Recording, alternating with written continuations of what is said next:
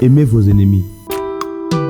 Mais moi je vous dis, aimez vos ennemis et priez pour ceux qui vous maltraitent et qui vous persécutent. Matthieu chapitre 5 verset 44.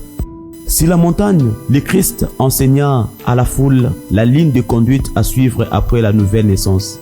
Le Fils de Dieu nous apprend à faire du bien, pas seulement à nos amis, mais également aux ennemis, persécuteurs et autres adversaires.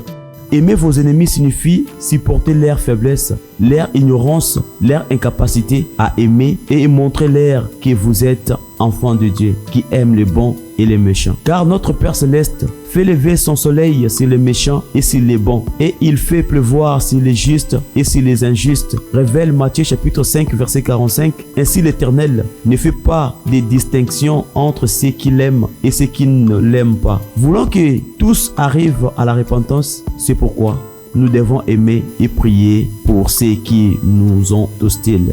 En guérissant l'oreille de Malchus, l'un de ceux qui vinrent pour l'arrêter, dans Luc chapitre 22 verset 51, le Seigneur Jésus nous a montré les bons exemples à imiter. En appliquant lui-même ce qu'il avait auparavant prescrit sur l'amour des ennemis au peuple qui vint auprès de lui.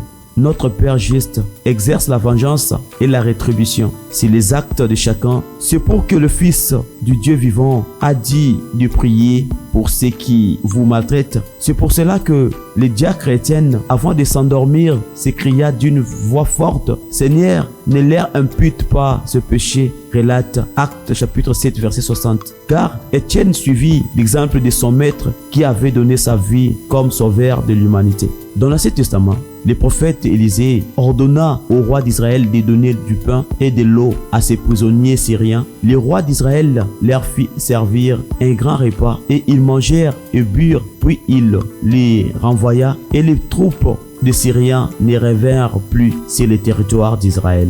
Raconte des Rois chapitre 6 verset 23. En effet, les sages conseils d'amour permis de briser la spirale de la haine et de ramener la paix durable dans le pays. Injuriés, nous bénissons, persécutés, nous supportons, calomniés, nous parlons avec bonté. Telle fut la réaction de l'apôtre Paul et de ses compagnons face aux persécuteurs de leur foi. Selon 1 Corinthiens chapitre 4 verset 12 à 13. Aujourd'hui encore, le peuple de Dieu qui est confronté à plusieurs ennemis doit suivre ces exemples d'amour pour faire la différence et triompher du monde. À moi la vengeance, à moi la rétribution, dit l'Éternel. Mais si ton ennemi a faim, donne-lui à manger, car en agissant ainsi, ce sont des charbons ardents que tu amasseras sur sa tête, déclare Romains chapitre 12.